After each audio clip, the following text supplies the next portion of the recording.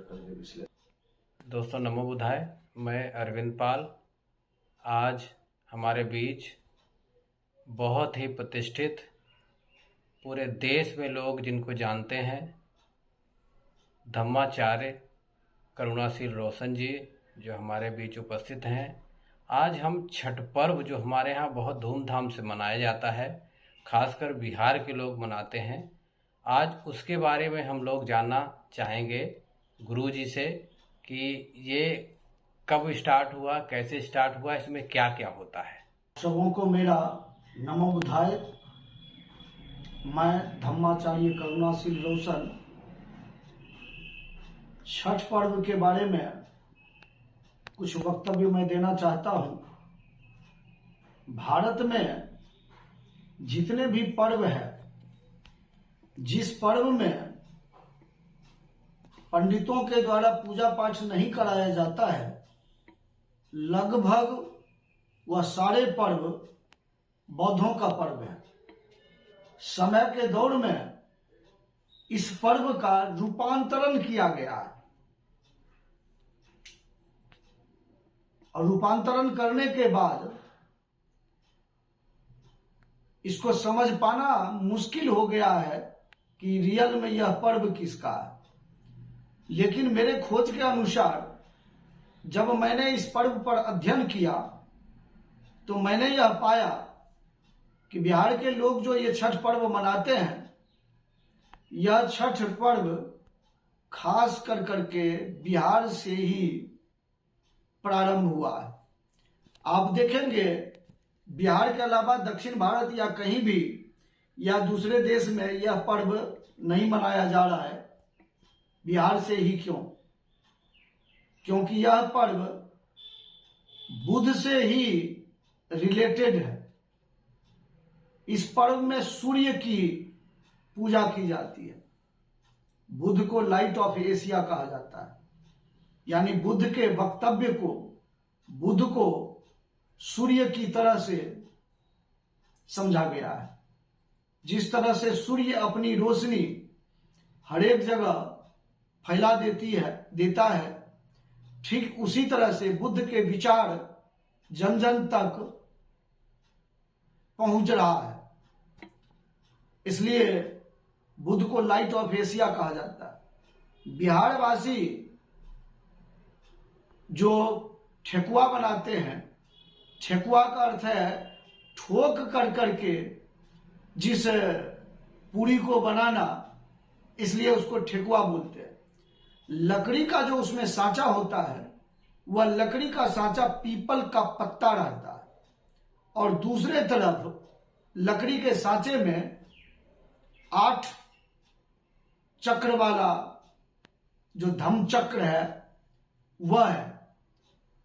छठ के घाट पर मिट्टी का जो स्तूप बना है वह है मनौती स्तूप। इस पर्व में किसी देवी देवता का पूजा नहीं किया जाता है, सूर्य को ही अर्घ्य दिया जाता है। शाम के समय में पहला अर्घ्य और उसके बाद सुबह। शाम के समय में जो पकवान चढ़ाते हैं वो शाम में नहीं खाते हैं। ऐसा इसलिए कि बुद्ध जब अपने गांव आने का जब योजना बना तो वहां के लोग इनके स्वागत में विभिन्न प्रकार के व्यंजन बनाया गया और उस समय में जो भी प्राकृतिक रूप से उपजता था वह हल्दी, ईख, अदरक, जो भी किसान उपजाते थे वह उस पर चढ़ाया जाता है। तो वर्षावास के बाद बौद्ध भिक्षु के साथ 3 महीना वर्षावास में जितने भी बौद्ध भिक्षु हैं वो कहीं नहीं जाते हैं। वर्षावास के समय में एक जगह पर वह विपश्यना करते हैं और वर्षावास समाप्त होने के बाद ये जो छठ का समय होता है, इसी समय में बुद्ध अपने भिक्षुओं के साथ अपने गांव आते हैं, नदी के रास्ते से, नाव के रास्ते से जाते हैं।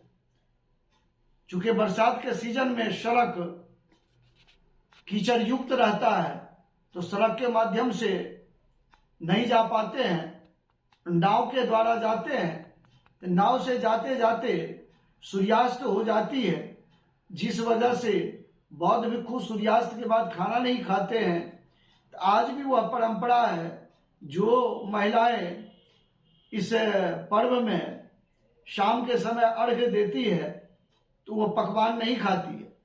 फिर सुबह में अर्घ्य दे करके खाने की, तो बौद्ध भिक्षु शाम में नहीं खाते हैं और सुबह में वही पकवान सभी के साथ में खाने की परंपरा रही।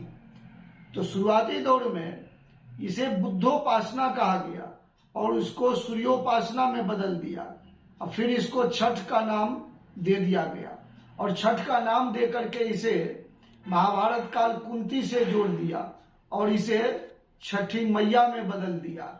तो इस तरह से इस पर्व का रूपांतरण किया गया। आप देखेंगे जितने भी पर्व है उस समय में, जैसे नाग पंचमी है जो बिहार के लोग मनाते हैं, नाग पंचमी है, चौठचंदा है, और ये पीपल के पेड़ के नीचे डीहवार की पूजा होती है। तो जो जितने भी घरों में मिट्टी का पिंडी के रूप में देवता है उसको बोलते हैं कुल